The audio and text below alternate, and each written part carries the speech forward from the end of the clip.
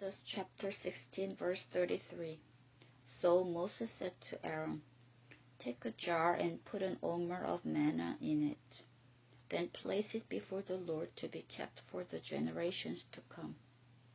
As the Lord commanded Moses, Aaron put the manna in front of the testimony, that it might be kept. The Israelites ate manna 40 years until they came to a land that was settled. They ate manna until they reached the border of Canaan. An omer is 1/10 of an ephah. Chapter 17. The whole Israelite community set out from the desert of Sin, traveling from place to place as the Lord commanded. They camped at Rephidim, but there was no water for the people to drink. So they quarreled with Moses and said, "Give us water to drink." Moses replied, "Why do you quarrel with me? Why do you put the Lord to the test?"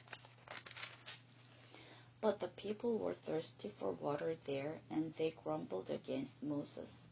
They said, "Why did you bring us up out of Egypt to make us and our children and livestock die of thirst?" Then Moses cried out to the Lord, "What am I to do with these people? They are almost ready to stone me." The Lord answered Moses, "Walk on ahead of the people.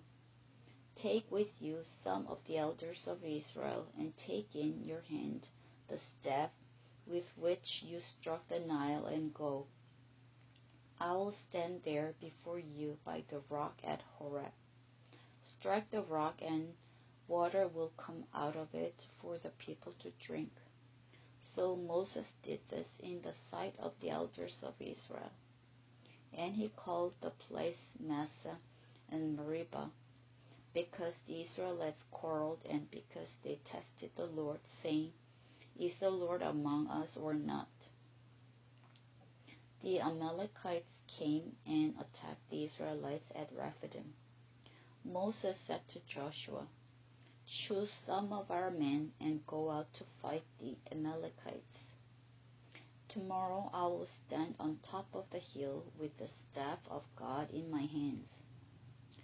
So Joshua fought the Amalekites as Moses had ordered, and Moses, Aaron, and Hur went to the top of the hill.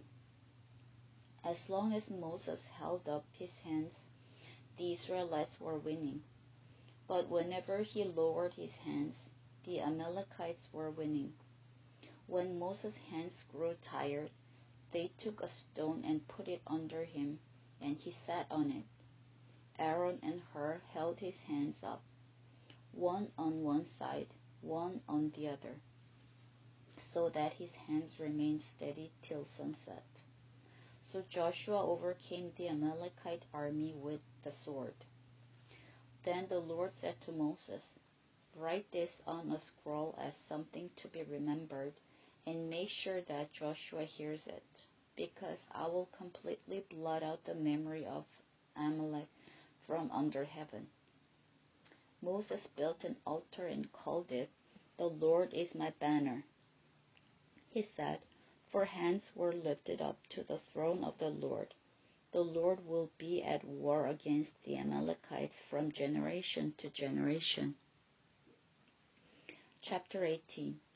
Now Jethro, the priest of Midian and father-in-law of Moses, heard of everything God had done for Moses and for his people, Israel, and how the Lord had brought Israel out of Egypt. After Moses had sent away his wife Zipporah, his father-in-law Jethro received her and her 2 sons. One son was named Gershom, for Moses said, "I have become an alien in a foreign land." And the other was named Eliezer, for he said, "My father's God was my helper. He saved me from the sword of Pharaoh